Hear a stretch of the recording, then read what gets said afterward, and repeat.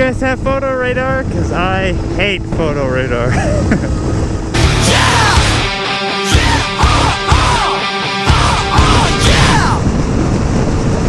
Well, today I want to talk about cognitive dissonance. Basically, years ago now, I read an article about cognitive dissonance, and it's really helped me develop personally, kind of work through a bunch of mindsets that I was kind of stuck in. And it also really helps me deal with other people and understanding how, I don't know, people can be wrong, so wrong all the time, and not understand that they're wrong, and continue to perpetuate their wrong ideas. And maybe I do that too.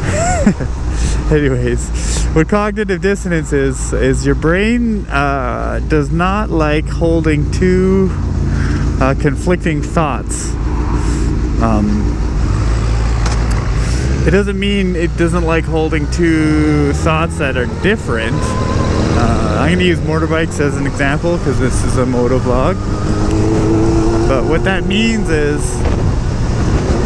I can think the 4 Japanese bikes are good bikes, but I can't think the 4 Japanese bikes are the best bikes. They all can't be the best. So let's say I just went out and bought a brand new Yamaha R1M. And at the time of purchase, I was determined that that was the best bike there is. So what your brain does is when the new Kawasaki ZX-10R comes out, your brain kind of skips over the article. And if there's a shootout where the S1000RR wins the reviewer's best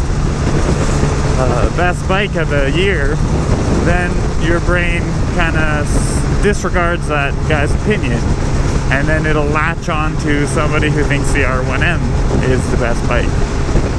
And they're all good bikes, and eventually most people accept that they're all good bikes and each bike has a different offering.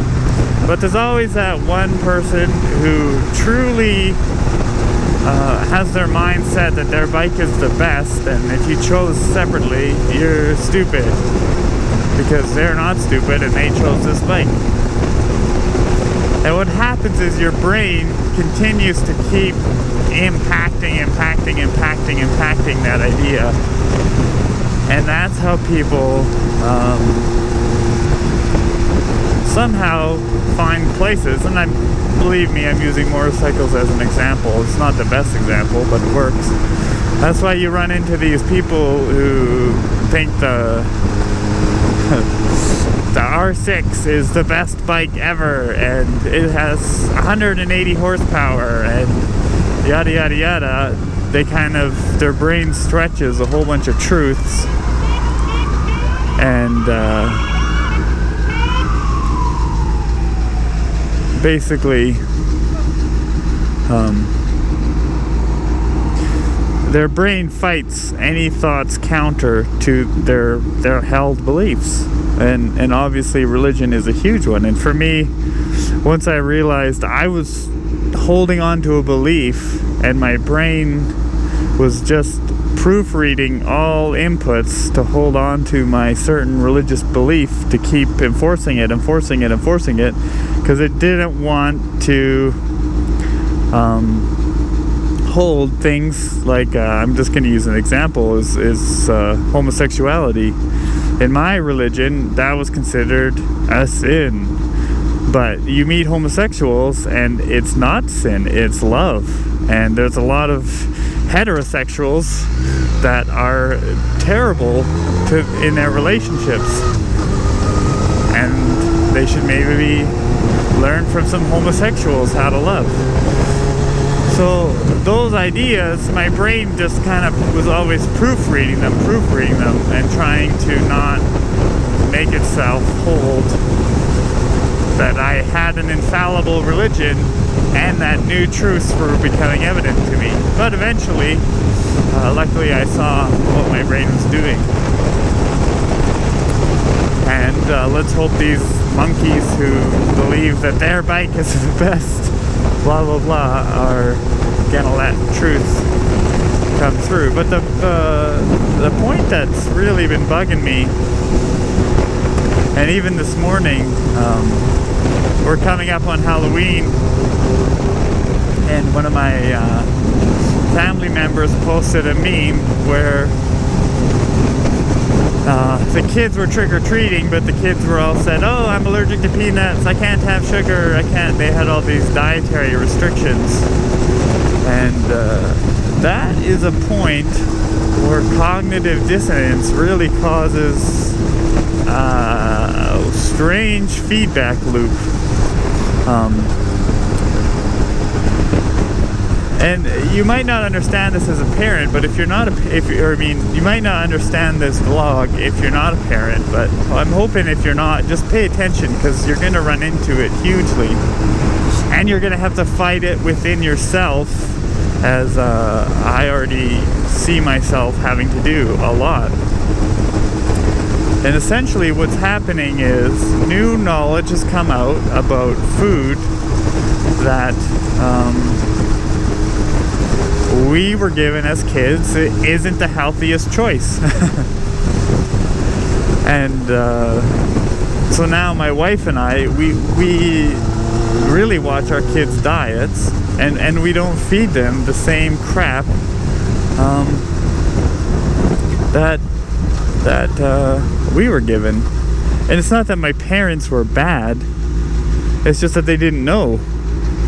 And and stuff takes a while to really find out. The best example, and this isn't a gospel quote-unquote example, it's just the one I'm going to use because it's easy to remember. But Kraft Dinner. In Kraft Dinner, they use two chemicals called yellow, 5, and 6. And both those chemicals have now been linked to hyperactive disorder and nut allergies.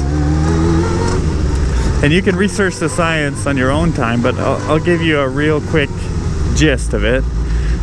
Essentially, a lot of our processed foods contain chemicals that go through our gut linings and go right into our blood before they're properly digested. And the problem is, those chemicals are then seen by our immune system, and our immune system reacts to them as if it's getting attacked by a virus. So peanuts is the best example. It's not poison. A peanut is not poison. There's nothing in it that attacks your body. It's not venom.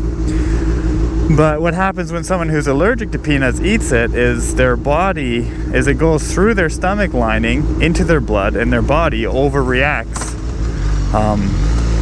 And what that's caused by is somebody's immune system who their whole life has been dealing with these free radicals in their bloodstream, and now their immune system is just overactive and super rampant. So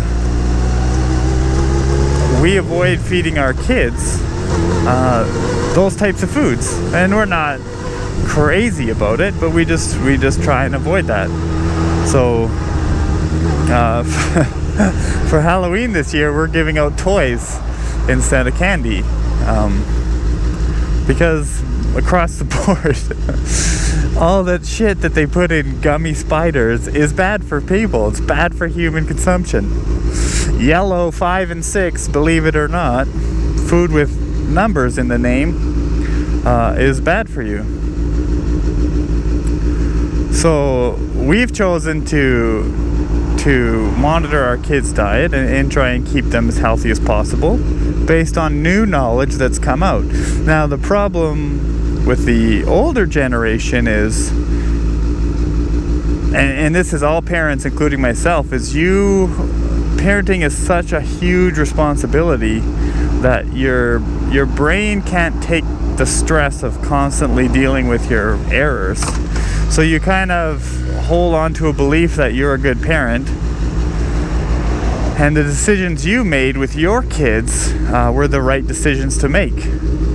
So now that's one of those infallible truths your brain is holding on to. And all the time, any knowledge or evidence or ideas that conflict with that, your brain proofreads them and goes over them. So what you have is, what we run into is our older relatives feeling like our dietary choice for our kids is wrong because they were right and they were perfect parents. So if we're making decisions that differ from their decisions,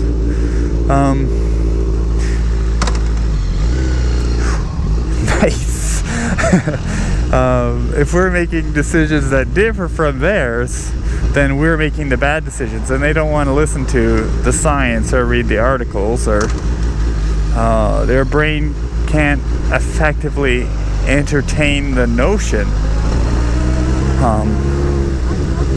And what's worse, this is what drives me crazy, and the actual reason for my vlog, is you get all these complaints like, oh, kids these days, they have all this ADD. We didn't have it when I was a kid. And all these kids, they got their allergies to peanuts. We didn't have it when I was a kid. And they hold at fault kids who were poisoned. Forgive me for using strong words. But kids who were poisoned by an older generation unknowingly, and they've now developed these complications due to eating poison, and this generation holds that against them, and it holds choices to change diet against them too. So it's holding both the problem, the instigator, and the solution against the generation. And my generation, when I'm older, I'm gonna definitely watch my kids raise their kids and say, oh no, that's not how I did it, that's not how you should be doing it. Because I'm also a human being. So don't get me wrong, this isn't a hating vlog, but it's just something to be warned about. And if you're of the older generation, just be happy you didn't have yellow 5 and 6 in your food. Be thankful that we've now learned to eat better, and therefore those annoying kids with peanut allergies will hopefully be coming less and less. But just, yeah, I honestly hope that I'm going to be able to let go of all truths that block new knowledge and new insight into my life, and be willing and able to learn through my whole life. That's what I hope, but we'll see. Anyways, thanks for listening and letting me vent to you guys. I hope you have a great day.